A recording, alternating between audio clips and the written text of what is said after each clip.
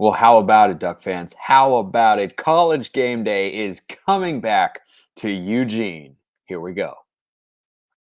You are Locked On Ducks, your daily podcast on the Oregon Ducks, part of the Locked On Podcast Network.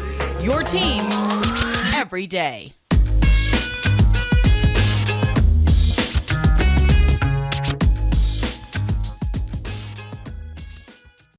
Yes, it is that time once again for Locked On Ducks. I'm your host, Spencer McLaughlin, D1 play-by-play broadcaster and lifelong Oregon Ducks fan. Thank you for making this your first listen or your first view of the day. Part of the Locked On Podcast Network, your number one source to stay up to date with the Ducks, which is why, if you haven't already, please like, comment, subscribe wherever you're listening to or watching the show.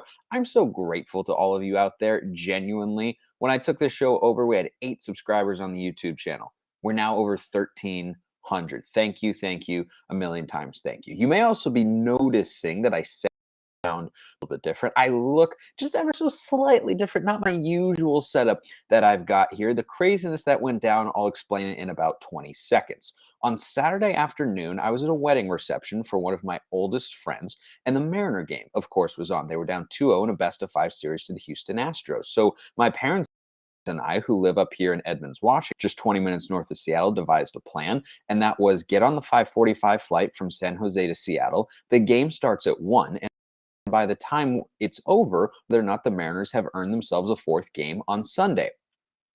So those of you who know what happened in that game know it went 18 innings. So I ended up getting on the flight not knowing whether or not there would be a game to come to up here, but yada, yada, yada. Here just for a day. I'll be back in my regular setup in the southern part of you tomorrow. But how about the news that Oregon gets in the bye week? College Game Day back at Autzen Stadium this week for a top 10 showdown. Number UCLA, number 10 and one-loss Oregon. The only one-loss team currently ranked ahead of the Ducks is Alabama. What a football game that was. What a college football weekend that was. Was that incredible?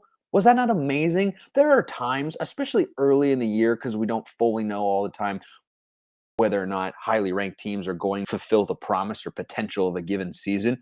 But we see these ranked matchups over the course of a week, and we look at the college football slate and we say, man, this could be a really awesome, this great week. And sometimes it doesn't live up to the hype. This weekend wasn't one of those weekends. And it was nice to not have an Oregon game, frankly, to be able to just sit back and watch it all unfold. And the chips have fallen in such a way that allow the Ducks to be back inside the top 10. They opened the year at number 11, fell out, and now just week by week, impressive performance after impressive performance, looking the way they're supposed to against the team that they are better than. They have their way back to number 10. UCLA is number 9. They're coming into Autzen Stadium. The Ducks open right about what I thought they'd be at, a 6 to 7 point favorite, depending on where you look. I think it's 6.5, hovering around there at this point in time. Chip Kelly's trying to win in Autzen Stadium for the first time when he has not been the head coach of the storylines are just abundant. Only 2 remaining unbeaten Pac-12 teams. Only 2 teams in the Pac-12 that are currently inside the top. Winner will be the highest ranked Pac-12 team in the country. The winner will be 4-0 in league play and in the driver's seat to get to Las Vegas for the 2022 Pac-12 championship game. The storylines here are just abundant. And I was hoping Game Day would be there.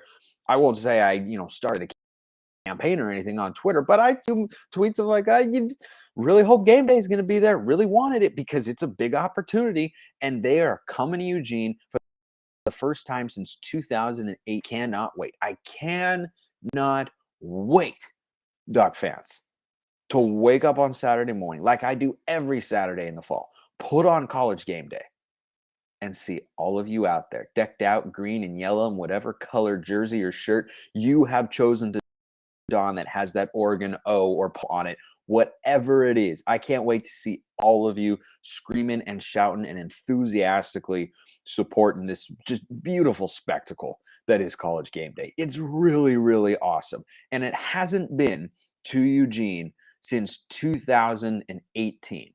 Now, I hope very much so that however this game goes, which we'll be talking about all week here on the show, that it doesn't go the way that the 2018 game went. If Oregon loses, that's one thing. If the Ducks lose, is our all pro, or not all pro, I guess, all conference, all American caliber center snaps the ball over the head of our 6'6" quarterback a couple times, only to be returned back for a touchdown. Yeah, it'd be a long Saturday afternoon, let me tell you. That Stanford nightmare aside, and the way it ended, and it was terrible. It is important that we focus in here. And the opportunity, I have no doubts whatsoever about how Duck fans are going to fill that up. I have no reservations, no concerns, because I've seen them show up before. And when you haven't been there in 4 years, part of that's been on Oregon and part of that's been on the Pac-12. The way the scheduling has worked out, the big games just haven't been the ones that feature Oregon at Autzen Stadium, or teams that come into Autzen Stadium haven't been ranked very high. This is a big time showdown, and you just don't get game day out on the West Coast very often, especially now. But which I'll talk about in the context of Oregon and their championship hopes this year later in the show, thanks to a mailbag question, is really looking competitive. I mean, it is fantastic. Some of you may know I host Locked On Pac-12, available on YouTube or wherever you get your podcasts. Let me tell you, it's been a blast and a half. It's been an absolute, go listen to today's show. I'm having the time of my life talking about this stuff. It's awesome. And the Pac-12 for the first time in what feels like a long time has depth and has really good teams. Utah is the best two-loss team in the country. There's no other way to look at it. They're the highest ranked, and they're very clearly the best. They're a better team than Florida. They just didn't win on that particular day. And because if they had, they could still be in the college football playoff discussion, because what a game, what a scene, what a spectacle, what a moment that was for Utah there in Salt Lake City on Saturday night. You've got USC, that is still a very good team with an elite array of weapons and a masterful general at the helm in their play caller, Lincoln Riley, and head coach. You've got UCLA with Chip Kelly in year 5, putting all the pieces together, making them play their best brand of football that UCLA has seen in a long time. Got Oregon, the biggest brand in the Pac-12 for the last 4 years that has won at a high level. Trojans fans out there say, well, no, it's USC hasn't been winning at a high level. Now they are. And here's the disappointing part about conference realignment. You've got Washington in the mix. Oregon State is a pretty good team. Washington State, as we well know, is respectable. You've got some serious depth here. But you also now have the top tier at the top. The only one missing is Washington.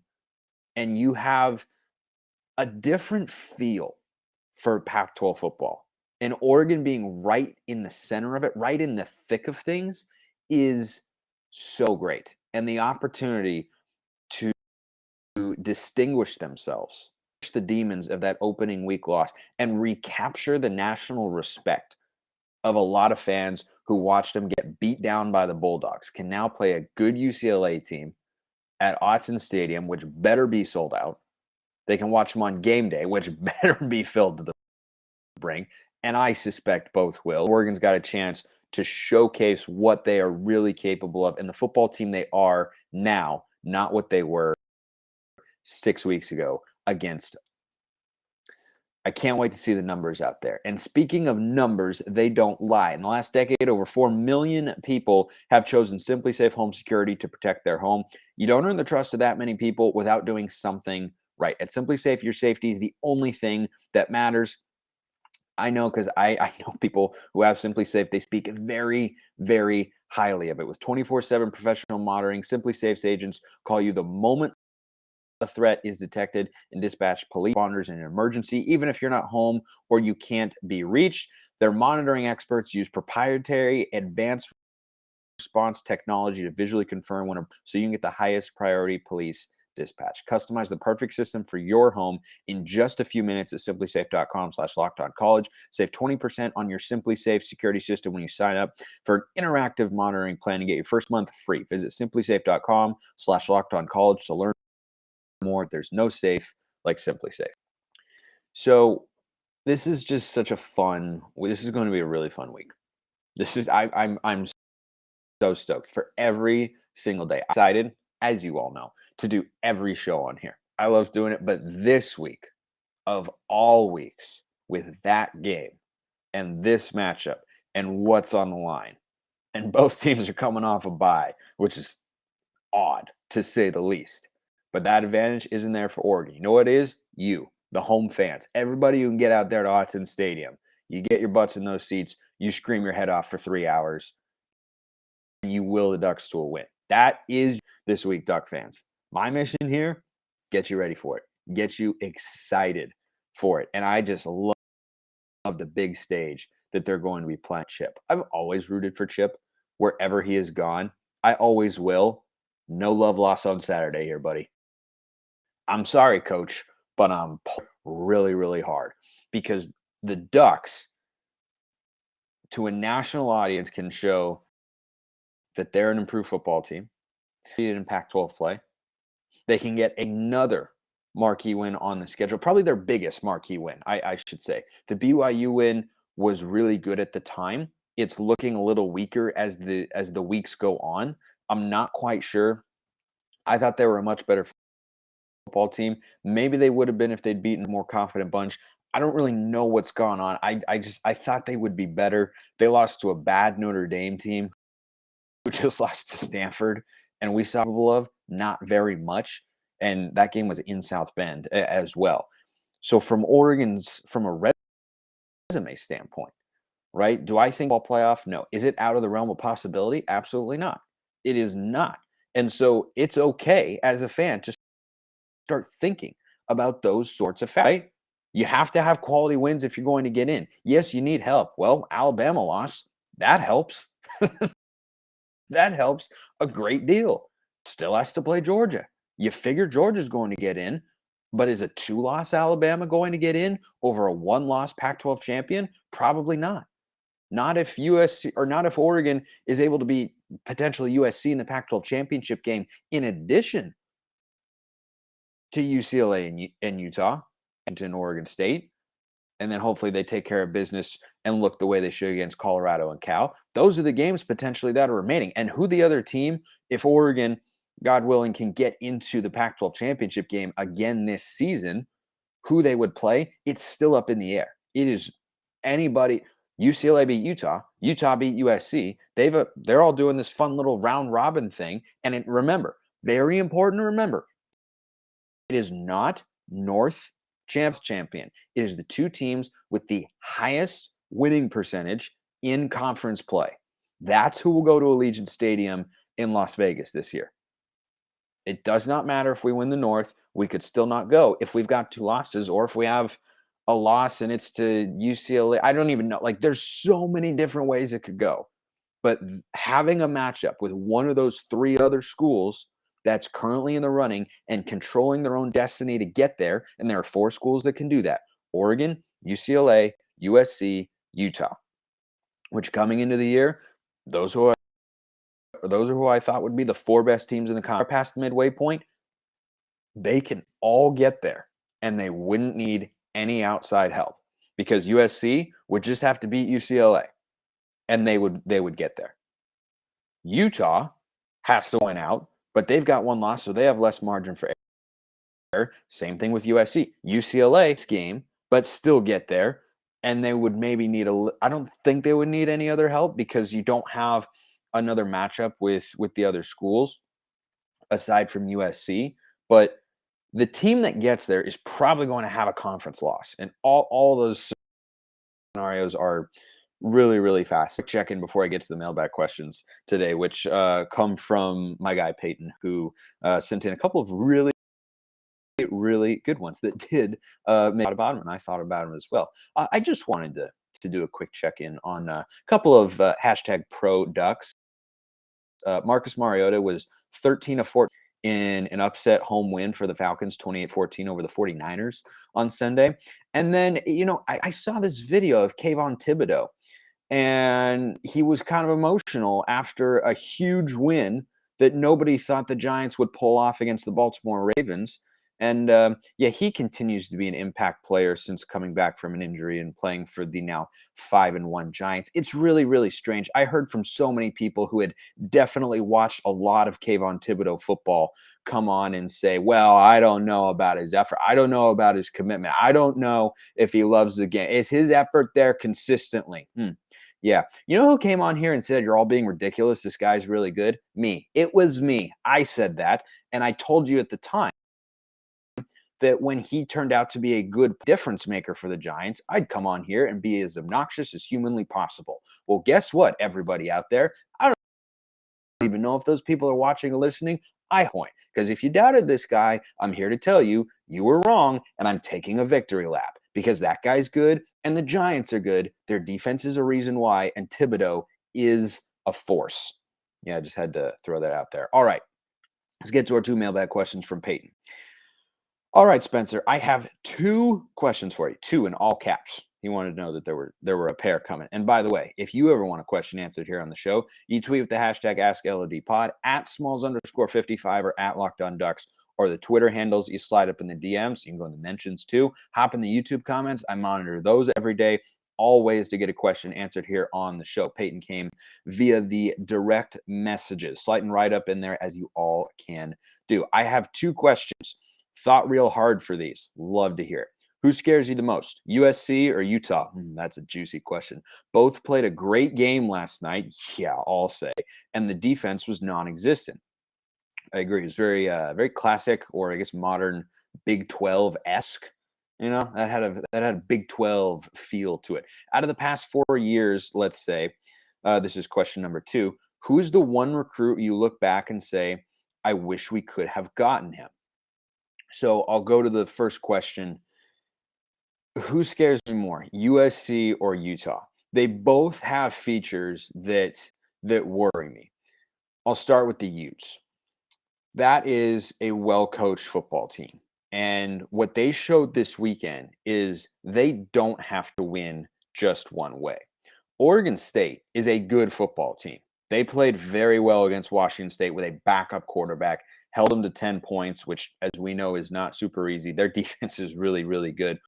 Oregon State this year, they have one way to beat you. Now, it doesn't mean they're not a good team or they're not a tough matchup, but when you watch them play, you say, okay, they're not built to win shootouts with their quarterback wide receiver combination. They're built to play with defense and a ball control, run-centric offense.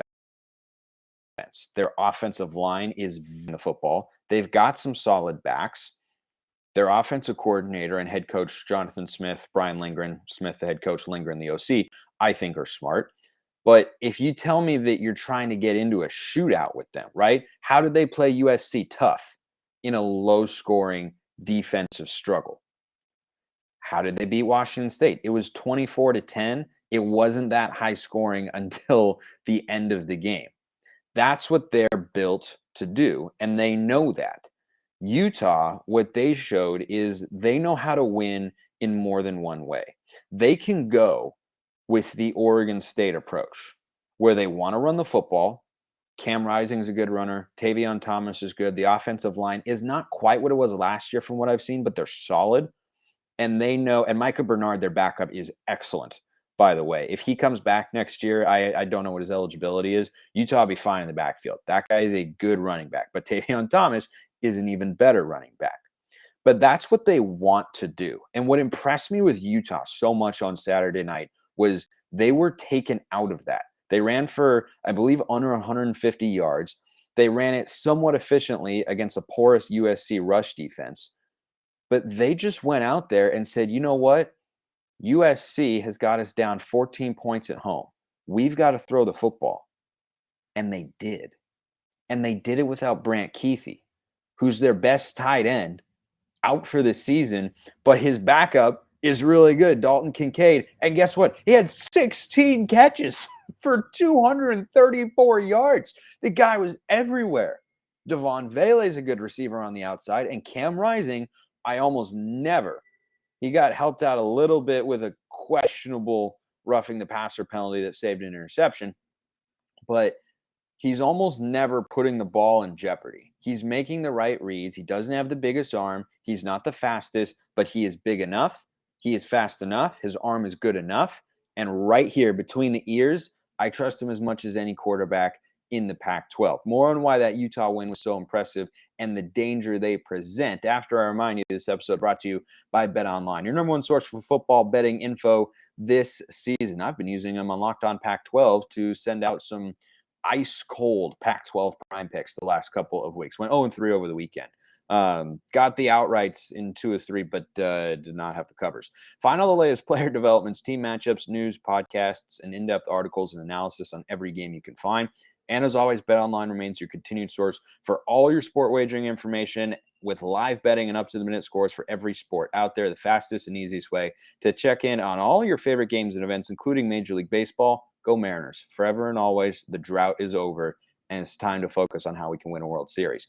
MMA, boxing, my personal favorite, golf. Head to betonline.net or use your mobile device to learn more at BetOnline, where the game starts. So the thing with Utah is I knew that they could win one way, and we saw it last year. Be physical, play great defense, run the football, hit explosive plays every now and then. But what they showed against USC, which is probably the best all-around offense in the Pac-12, at least from a weapon standpoint, is they can go toe-to-toe and score points and throw the ball, sling it around. Kyle Whittingham.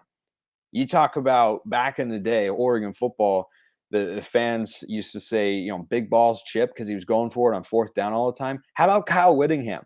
At home, number 7 team, you've come all the way back from a 14-point deficit. He's not playing for overtime. He goes for 2. He puts the ball in the hands of number 7, and Cam Rising makes a play. Heck of a moment. And that is a concerning element for Utah. However, their defense is not as good as it was last year. I thought they'd play much better against USC. They did not. They have got no pass rush. Not if, but when Oregon plays them, one thing I'll be talking about going into that game is I expect the Oregon offensive line to continue to give Bo Nix time. Caleb Williams had an eternity to throw the football. I mean, he was rarely under pressure. They had to blitz a lot of extra guys, and USC was able to handle it sometimes, and other times they were not. But that offensive line for Oregon is, as we know, very, very good. Probably the best in the Pac-12. And that defensive front for Utah, without Devin Lloyd, and I don't know what other guys they lost from the front four, but they do not look the same there. So though they still present a very real threat, and I'm not particularly confident in Oregon playing them, even though it's at Autzen Stadium, I am more confident the more I watch the Utes, who I think are a good team. They can still win the Pac-12. They are still good enough to do that, but they are not quite what they were a year ago. So my answer here is USC scares me more because on an individual matchup basis with Oregon, I see an even better version of what Arizona presented or what Washington State presented. And that's an ability to get the ball on the perimeter, be multiple in the passing game, and get the ball to wide receivers, not tight ends. I think Oregon can match up well with tight ends. Arizona's did not get involved very much. Stanford likes to go to their tight end, Benjamin Urosic. He wasn't really a factor. I think Oregon's got bodies like Jeffrey Bossa and Bennett Williams to match up with tight ends very well and take them out of the game. But when it comes to wide receivers, I trust Gonzo and nobody else, at least not consistently, right? Triquez makes a nice play every now and then. Dante Manning in spurts. Jalil Florence shows an unbelievable amount of potential, but is still growing and is still learning. So when you look at USC, they're very wide receiver dependent. So I think from a personnel standpoint, it's a bad matchup. I don't think Oregon would have a problem scoring on their defense, which can't stop the run. Oregon does that very well.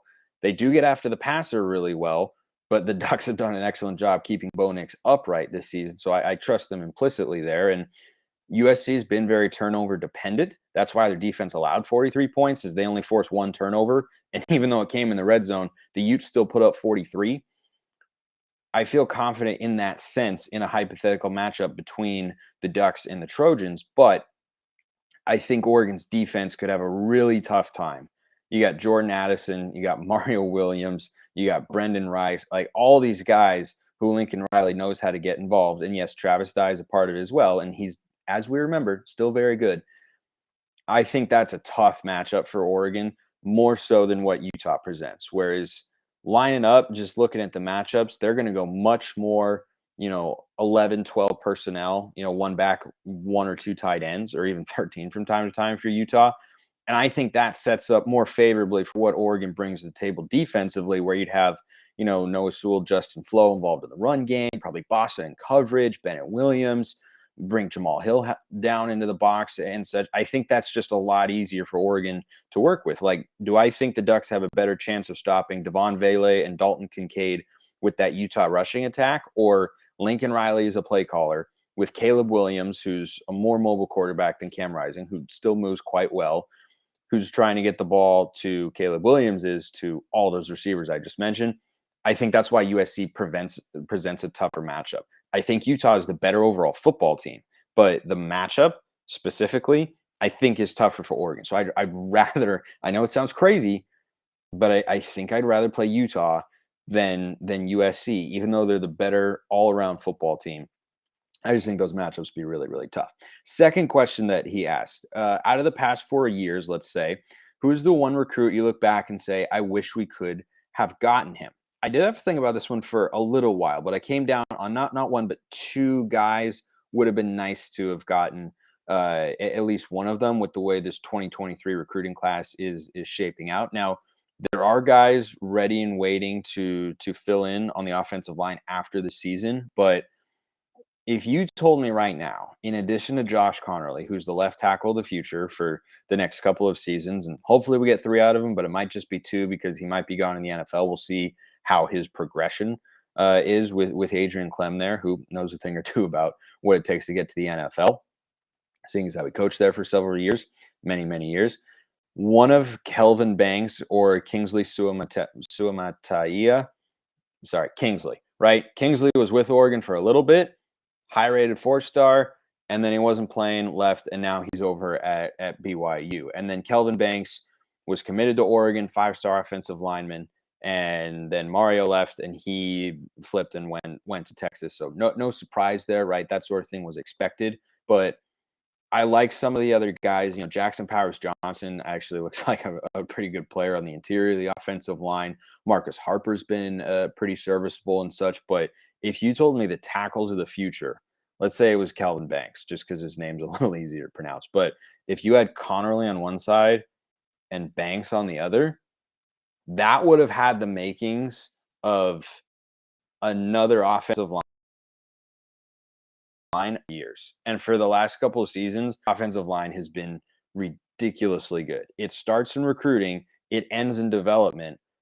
But even Mario Cristobal and Alex Mirabal were bringing in guys who were decently rated recruits, like Penei Sewell, for instance, right? That was a high 4-star recruit in Penei Sewell, who has turned out to be really, really good, as we all figured. But he didn't have a litany of 5-star guys that were coming in. They just knew how to develop them really, really well. And so we'll see what this staff is able to do with that unit, because I think that's one of the biggest changes from the last staff to this one is how good can your offensive line be? Because this is not their offensive line. They're getting, new offensive scheme. Adrian Clem deserves credit for implementing that seamlessly so far, but they also have a lot of experience, a lot of playing time together, a lot of talent. The biggest test for Adrian Clem is going to be the next year or two and what offensive lines he can put together. I love Connerly as a starting piece. I would love it even more if Kelvin Banks were on the other side. Appreciate everyone listening. See you next time. This is going to be a really fun week of shows, everybody. Have a wonderful rest of your day, and go Ducks.